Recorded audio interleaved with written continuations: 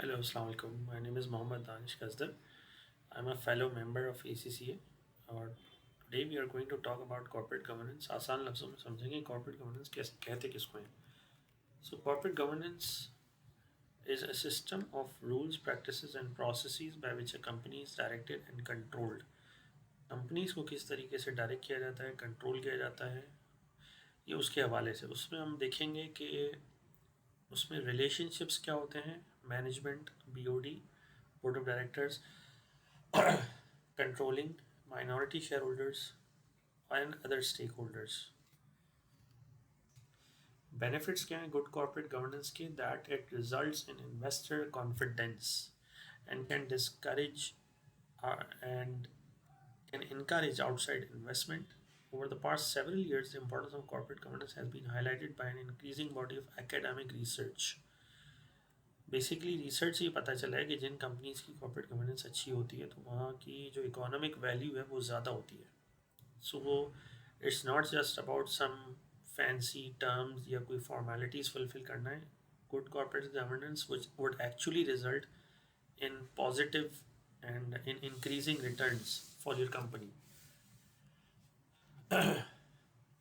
Past में माजी की 2 दहाइयों में बहुत सारे कॉर्पोरेट फेलियर्स हुए थे, स्टार्टिंग फ्रॉम एनरॉन, जिन्होंने फ्रॉड करने के मुख्तलिफ तरीके निकाले थे. उसमें एक ये था कि they use to park that debt and in some SPVs, special purpose vehicles.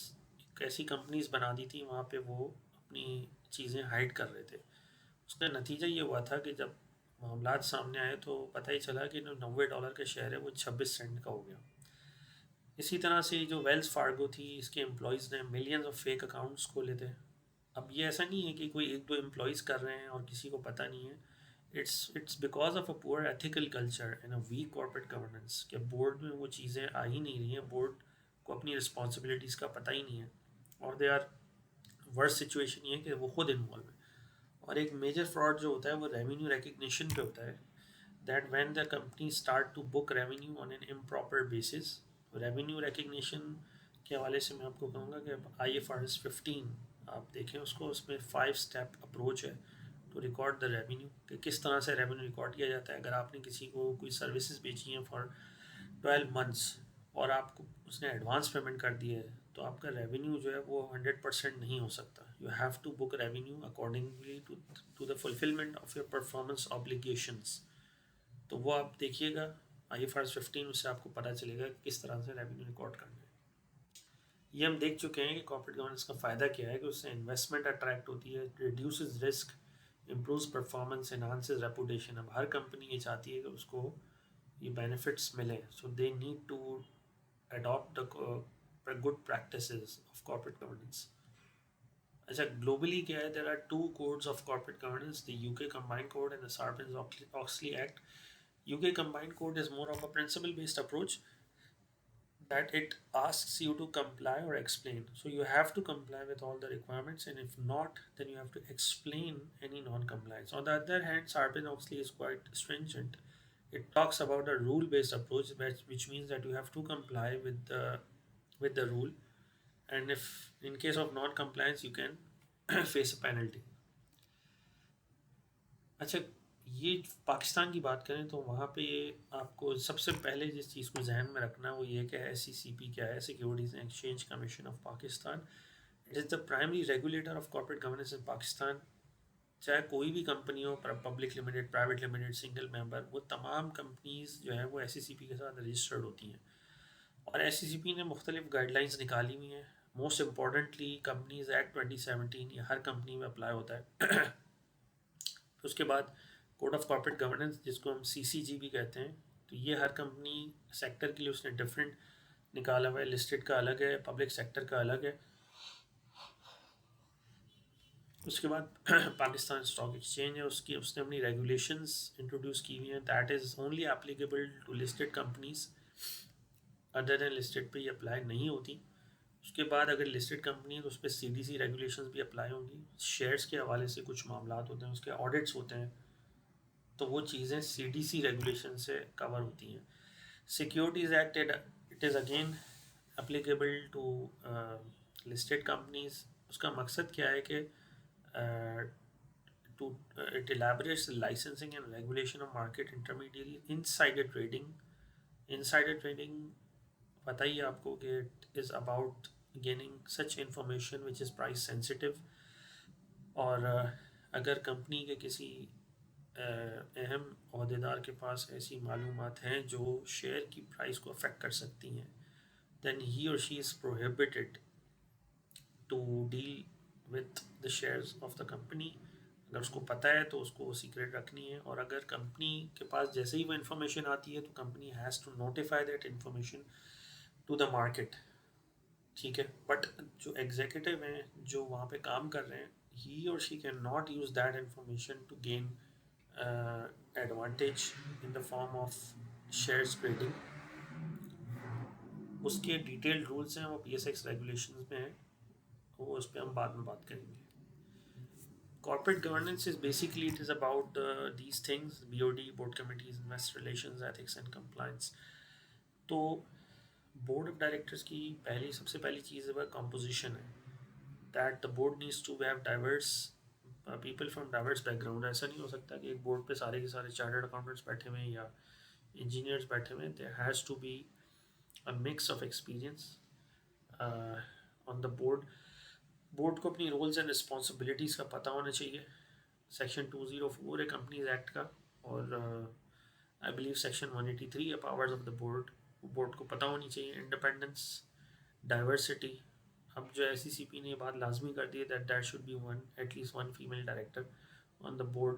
Training and development ये है कि board needs to keep itself updated on all the latest developments relating to their company, their industry. और एक director training programme होता है जिसको SECP ने encourage किया है तमाम बोर्ड मेंबर्स को करना चाहिए। उसके मुख्तलिफ इदारे हैं, IBA, LAMS, ICAP, PICG, जो भी इदारा जिसको समझ में आता है वहाँ से वो कोर्स कर सकता है। वो आई थिंक 5-6 दिन का कोर्स होता है, and then you are as called as a certified director, you become a certified director. Board committees कौन कौन सी हैं? Audit, HR, finance, risk, nomination, strategy. Committees के मोरलेस यही नाम होते हैं, इससे डिफरेंट भी कुछ हो सकते हैं, बट मेनली यही कमिटीज़ हैं। जो कि ऑडिट कमेटी लाजमी होती है लिस्टेड कंपनीज में, ऑडिट HR कमेटी, और इसका मकसद तो ये होता है ऑडिट कमेटी का to approve the financial statements. HR committee is about matters relating to human resource, succession planning, और risk committee is usually merge with the audit committee, but वो कहीं सेपरेट भी हो सकती है। इन्वेस्टर रिलेशंस की अगर बात करें तो it is about maintaining effective relationship with investors. It also includes that you should disclose material price sensitive information promptly. ऐसा ना हो कि आपके शेयर होल्डर्स को अखबार से पता चल रहा हो कि आपकी कंपनी ये मुआहदा करने जा रही है। आप खुद से ही बताएं अपनी शेयर होल्डर्स को, अगर वो कोई सिग्निफिकेंट चीज़ है तो शेयर होल्डर्स को पता होना चाहिए, so that they are able to make their economic decisions accordingly. Whistle blowing policy, ethics and compliance की बात करें तो ये बहुत अहम पॉलिसी। इसका मतलब ये है कि the company has to have a policy where any person who suspects any wrongdoing is feels free and safe to report that incident, that fraud, whatever जो भी उसने देखा है उसको रिपोर्ट कर सकता है anonymously to protect the identity of the reporting person. So this is highly important. अगर कंपनी ये सब सारी बातें हैं ये उसी वक्त इम्प्लीमेंट होंगी जब इस तरह की कोई मैकेनिज्म होगा। और कोड ऑफ कंडक्ट ये है कि the company has to develop a code of conduct for its employees and for its directors, and they should be bound by that code of conduct. उसमें ये चीज़ें लिखी भी हों कि जो एम्प्लॉयज़ हैं वो क्या कर सकते हैं, क्या नहीं कर सकते, उसमें उसूल और ज़वाबित बयान हुए हों। फॉर एग्ज़ाम्पल, जैसे आप कोई कंपनी है उसकी कोई गिफ्ट की क्या पॉलिसी है, अगर आपका वेंडर आपकी के लिए कोई गिफ्ट लेकर आ रहा है, उसकी क्या वैल्यू होनी चाहिए कि हम उसको कहें कि ये मुनासिब नहीं है। ज़ाहिर है कोई डायरी या पेन दे रहा है उसमें तो मटीरियल चीज़ है, लेकिन अगर वेंडर कोई ऐसी चीज़ दे रहा है तो then that has to be mention in the code of conduct, otherwise it could be seen as a conflict of interest. और फिर anti corruption is a very hot topic for public sector companies. ये whistle blowing पे हमने बात कर ली। ये जो listed companies का जो CCG हम इसी बात करेंगे, पब्लिक सेक्टर का अलग है। लिस्टेड कंपनीज़ में होता ये है कि ये 9 चीज़ें हैं जो मैंडेटरी रिक्वायरमेंट्स हैं। अगर इसकी नॉन कंप्लायंस हुई तो कंपनी पे अप टू 5 मिलियन की भी पेनल्टी पड़ सकती है। इसमें नंबर 1 चीज़ क्या है? Number of directorships. So a director cannot hold directorships in more than 7 listed companies. हाँ, प्राइवेट लिमिटेड चाहे 10 हो, 15, 20 हो, उसमें रख सकता है वो। लिस्टेड में 7 से ज़्यादा नहीं रख सकता। इंडिपेंडेंट डायरेक्टर जो है वो एटलीस्ट 1/3 होनी चाहिए बोर्ड के, या 2 लोग, whichever is higher. So if the board size is 10 और तो फिर आपके इंडिपेंडेंट डायरेक्टर होने चाहिए 3। ठीक है। फीमेल डायरेक्टर की हम बात कर चुके हैं, there must be at least 1 female director. Executive director should not be more than 1/3। Executive director से मुराद वो लोग हैं जो डे टू डे ऑपरेशंस में इन्वॉल्व होते हैं। For example the CEO, it could be the chief operating officer, it could be anyone who is given this title. तो लेकिन वो 1/3 से ज़्यादा नहीं हो सकते। अगर 9 लोगों का बोर्ड है तो 3 से ज़्यादा एग्जीक्यूटिव डायरेक्टर नहीं हो सकते। Chairman and CEO can not be the same person. This is highly important because previously जितने भी फ्रॉड्स हुए हैं किसी भी मेजर कंपनी में, उसमें एक मेन इशू ये था कि this CEO and chairman was the same person, and because of that person had unfettered powers to do whatever he wanted. तो इस तरह से नहीं होना चाहिए। Powers should be delegated and should be distributed appropriately. तो यही मकसद है कॉर्पोरेट गवर्नेंस का। Corporate governance does not Good corporate governance practices do not allow one person to have significant powers. Audit committee क्यों होना चाहिए, ये एक मैंडेटरी प्रोविजन है। Terms of external appointment of external auditor. External auditor जो है उसके कुछ उसूल बयान हुए हैं कि उसको अपॉइंट करना है, हर साल करना है, उसकी स्कोप क्या है, उसकी चीज़ें वो लिखी हुई हैं वहाँ पे। रोटेशन का मतलब ये है कि हर लिस्टेड कंपनी के लिए लाजमी है कि 5 साल में ऑडिट पार्टनर को वो रोटेट कर लें, not the firm but audit partner. और अगर वो फाइनेंशियल सेक्टर में तो उसको ऑडिट फर्म ही चेंज करनी पड़ेगी हर 5 साल के बाद। कंप्लायंस स्टेटमेंट, या आप किसी भी कंपनी की एनुअल रिपोर्ट देखें, उसमें स्टेटमेंट ऑफ कंप्लायंस को चेक करें तो आपको पता चलेगा कि उसमें एक स्टेटमेंट ऑफ कंप्लायंस दिया हुआ होता है। उसमें से बताया होता है किन चीज़ों पे कंपनी कंप्लाई करी, कहाँ पे नॉन कंप्लायंस। ये मैंडेटरी प्रोविजंस हैं, उसकी रेगुलेशंस मेंशन्ड हैं, और जहाँ पे नॉन कंप्लायंस पे पेनल्टी भी हो सकती है। PSX रेगुलेशंस ये हम बात कर चुके हैं, उस पर 24 चैप्टर्स हैं। उसमें मेनली जो आपसे पर्टेनिंग है that is the chapter 5 of the regulation which is title as listing of companies and securities. ये PSX रेगुलेशंस की मेन कंप्लायंसेस हैं that you have to disseminate financial results after conclusion of the board meeting. जैसे ही board meeting ख़त्म होगी और अगर उसमें फाइनेंशियल रिजल्ट कोई है तो इमीडिएटली इन्फॉर्म करना होगा। Intimation and date of the holding of AGM, ये 21 दिन पहले बताना होता है। Dissemination of notice of AGM and transmission of annual audit financial statements, again 21 days.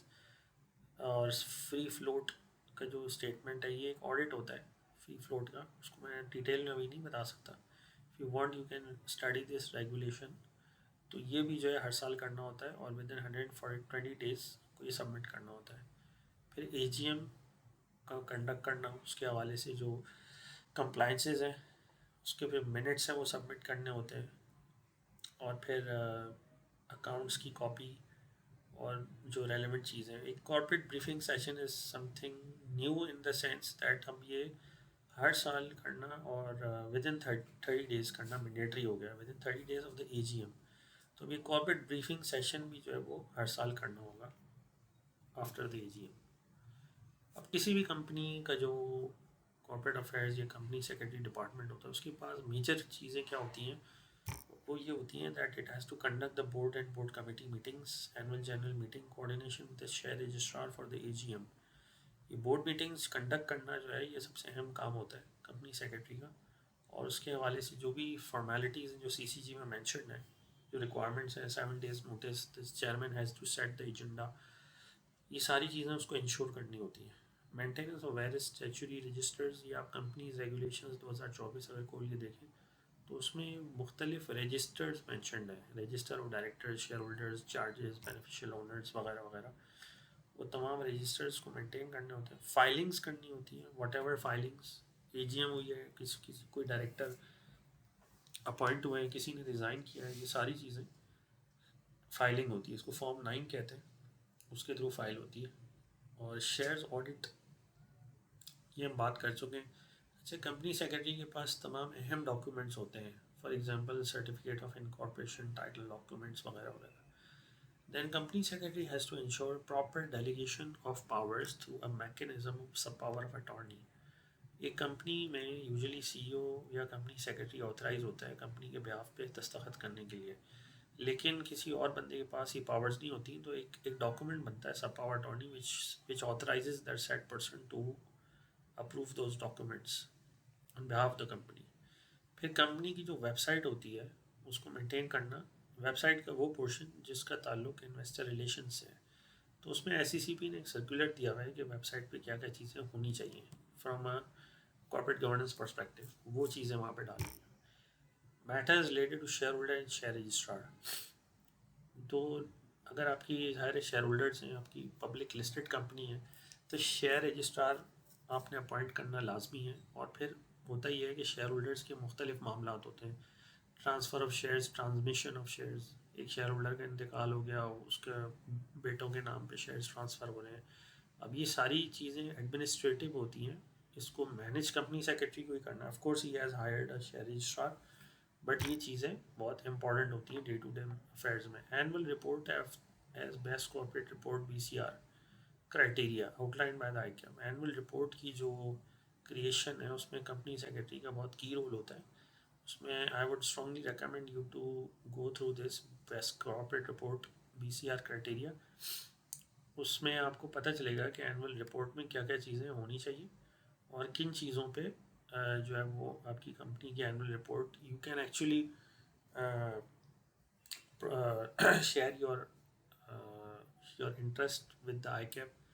आपकी जो भी कंपनी है आप अपनी एनुअल रिपोर्ट वहाँ भेज सकते हैं, और अगर उसने क्राइटेरिया मीट किया है अच्छे तरीके से तो you can receive an award also for the best corporate report. तो उस क्राइटेरिया को आप ज़रूर देखिएगा। तो that's all from my side, thank you and do not forget to like and subscribe to my channel. Thank you.